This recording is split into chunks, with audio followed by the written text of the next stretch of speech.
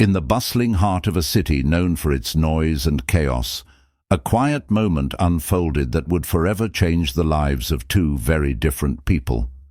On a sunny afternoon, Taylor Swift, the global music icon whose songs have echoed through stadiums and touched hearts worldwide, took a spontaneous walk through a neighborhood she rarely visited.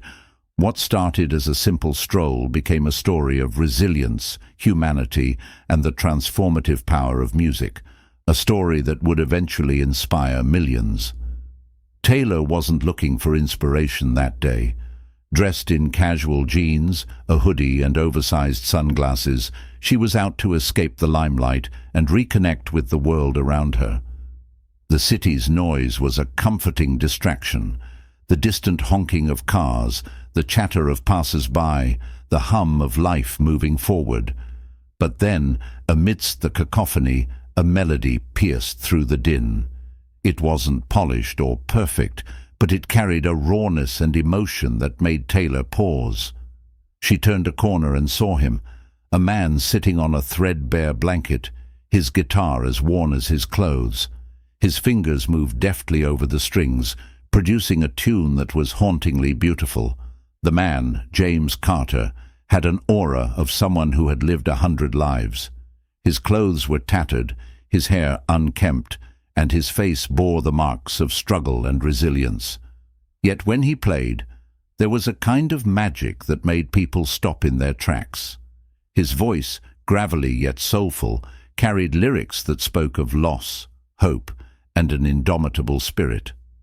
Taylor stood at a distance, unnoticed, as the music wrapped around her. It wasn't just a song, it was a story, and Taylor, ever the storyteller, felt an irresistible pull to uncover it. When the song ended, a small crowd clapped politely before moving on, but Taylor stayed. She stepped forward, dropping a folded bill into the open guitar case. James looked up, his eyes meeting hers, and for a moment there was silence. "That was incredible," Taylor said, her voice sincere. "You've got real talent." James blinked, as if unsure she was talking to him. "Thanks," he muttered. "Music is all I've got left." Taylor crouched to his level, ignoring the curious glances of onlookers. "What's your name?" she asked. "James Carter," he replied. "Used to be in a band. Now I just play wherever I can." She smiled. "James, your music, it feels real, like you're telling a story people need to hear." James shrugged, his expression guarded. Most people don't stop long enough to listen. As they talked, James opened up in bits and pieces. He had once been part of a local band, playing at bars and small venues. They'd had dreams of making it big, dreams that carried them for a while. But, as life often does, it pulled them in different directions. Bandmates left for stable jobs, family commitments, or other paths entirely. James stayed behind, still clinging to the music. Then came the harder blows, the loss of his job, the passing of a close family member. With no safety net to catch him, he ended up on the streets, relying on his guitar to survive. "I've written so many songs," James said, his voice tinged with both pride and sadness. "But now they're just for whoever happens to pass by." Taylor listened intently, her heart breaking at his words. She could see the pain in his eyes, but she also saw resilience. Here was someone who had every reason to give up, but chose to keep going, to keep creating. "You've got a gift, James," she said softly. "Don't ever stop playing." As they talked, Taylor felt an undeniable pull to do something more. She didn't see James as a project or a cause, but as an artist whose voice deserved to be heard. "Can I hear another song?" she asked. James hesitated, but nodded. He adjusted the guitar on his lap and began to play a different tune. This one was slower, more introspective. Taylor could hear the weight of his experiences in every note. When he finished, she clapped, her smile wide. "You're amazing," she said.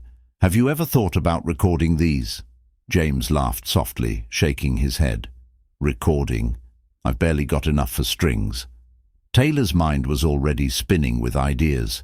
She didn't say anything then, but she knew she wasn't going to let this encounter end on that street corner. Over the next few days, Taylor couldn't stop thinking about James. She reached out to a few trusted people in her network, not to make a spectacle, but to find ways to help quietly. Through a local community program, she arranged for James to have access to a safe place to stay, meals, and the support he needed to get back on his feet. Taylor also connected him with a small, independent recording studio that agreed to work with him pro bono. She covered the costs anonymously, ensuring James wouldn't feel like a charity case. When James walked into the studio for the first time, he was overwhelmed. The soundproof walls, the professional equipment, it was a world away from the streets. But as soon as he picked up his guitar, all the nerves melted away. He poured himself into the recording sessions, laying down tracks that captured the raw emotion of his music. James's songs didn't top the charts or break streaming records, but they found an audience. His music began to circulate within local circles, drawing attention from people who connected with his authenticity. Small venues started inviting him to perform, and his confidence grew with each show. Taylor stayed in touch, offering quiet encouragement and celebrating his milestones from afar. She never posted about him or made a public announcement, choosing instead to let James's music speak for itself.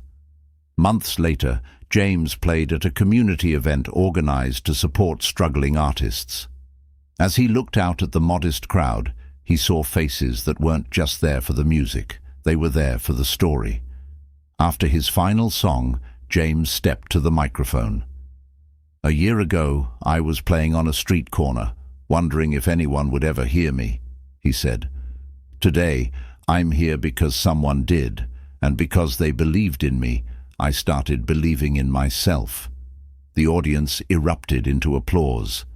James didn't become a household name, but his music continued to touch lives. He used his platform to advocate for homeless musicians, sharing his story as a testament to the power of resilience and kindness. As for Taylor, she often thought back to that sunny afternoon.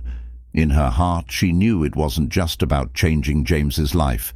It was about being reminded of why she had started making music in the first place, to tell stories, to connect, and to find meaning in the shared human experience. Together, in their own ways, they proved that sometimes the smallest gestures can create the biggest ripples.